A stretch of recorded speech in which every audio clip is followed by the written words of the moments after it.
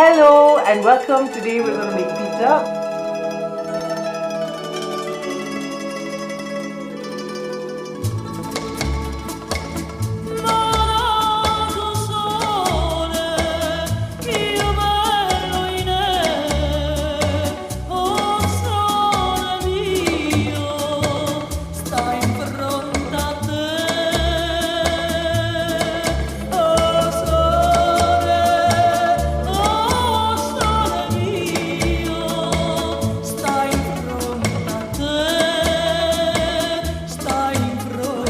Today I'm going to be talking about pizza. So I make pizza a lot. Sometimes I make it with the pre-made dough that you get in the markets. Sometimes I go to the baker's dozen one, which is square, and sometimes I go to the generic one. But my favorite way of making pizza is pizza from scratch.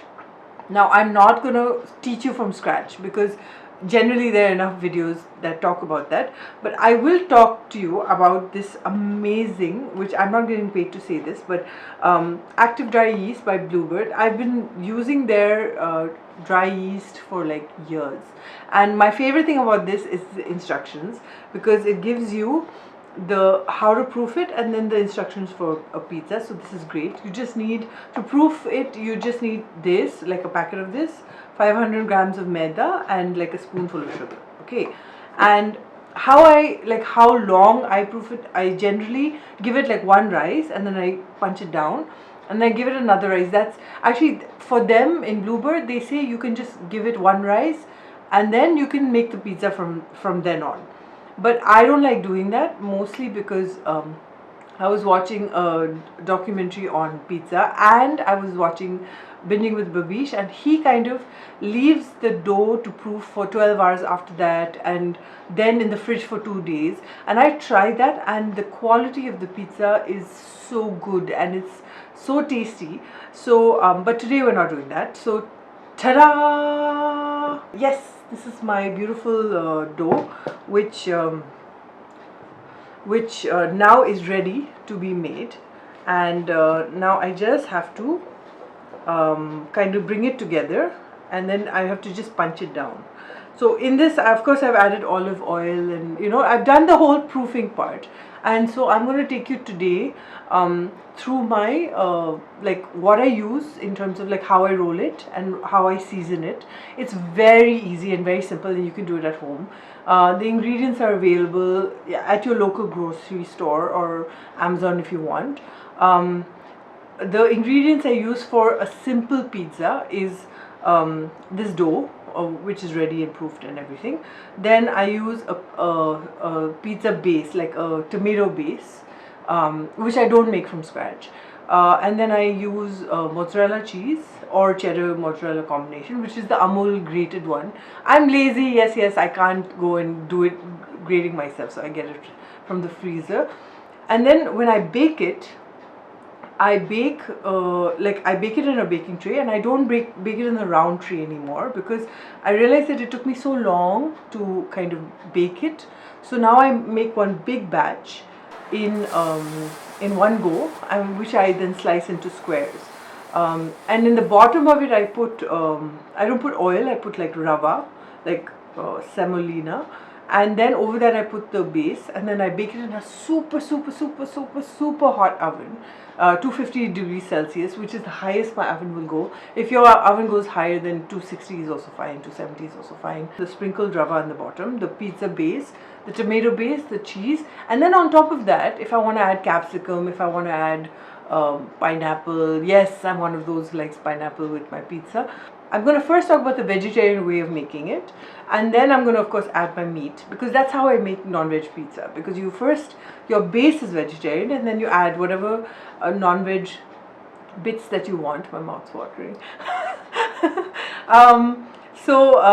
Like basically the meat that you cook is not going to be raw meat. Everything is cooked ingredients that you put on this. So for example, if you go to a store and you buy ready-made base, what you do with that base is that you get it. So now you don't have to roll it and do all that. You just get the base. You put your tomato puree or your tomato like your pizza base.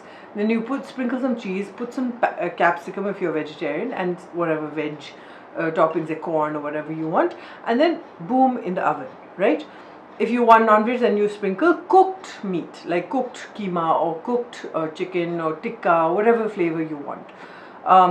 Today I have luncheon meat, so I'm going to be putting that. I'll be making two versions. One is the veg version and one is the non-veg version. So enjoy!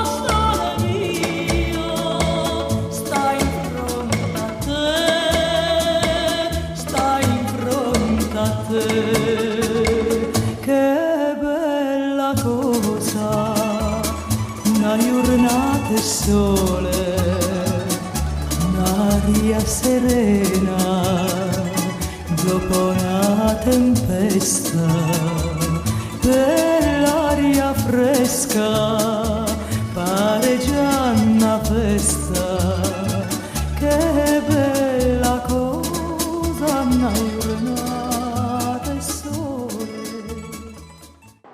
Okay, this by the way is a very good time if you'd like to preheat the oven. It's a great time to do that. So again, like I said, if this is like 180 is here, it has to be right there. So my oven is 230 degrees, not even 260, the highest. And then I have put the rack in the kind of like the middle of it. So I've put that. Let's get started. I'm gonna preheat maybe for 20 minutes.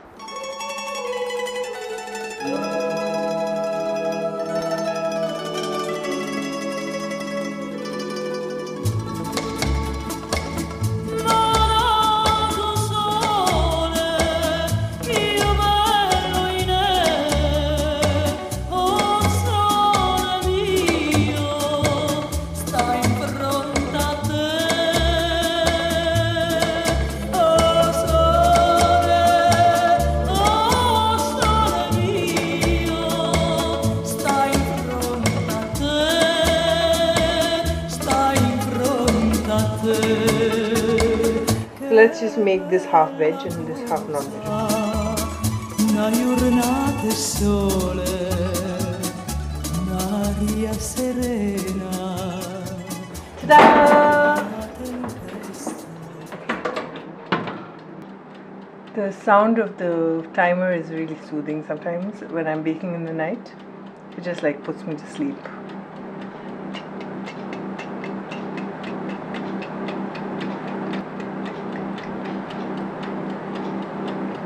I can make a song like this. I'm gonna eat pizza tonight. I'm gonna eat pizza tonight.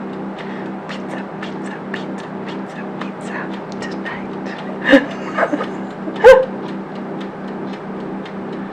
I'm gonna eat pizza tonight. Pizza, pizza, pizza, pizza tonight. I'm feeling hungry.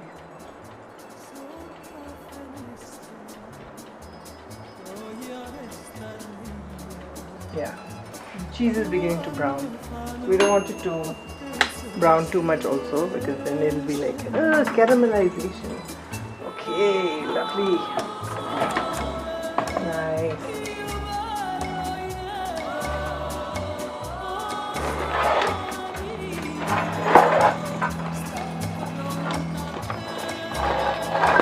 I can hear the crunch. Very nice. Okay, like I said, it's hot pizza, so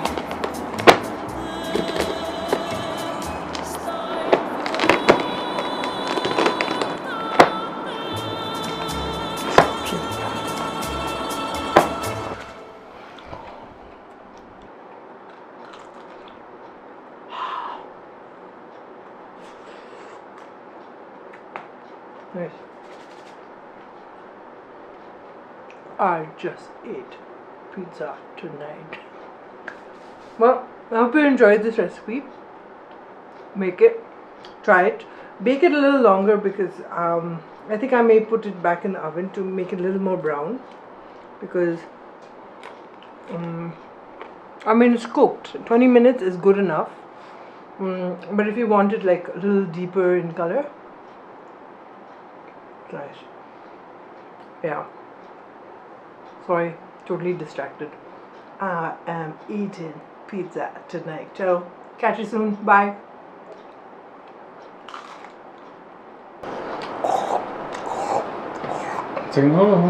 Cầm cầm cầm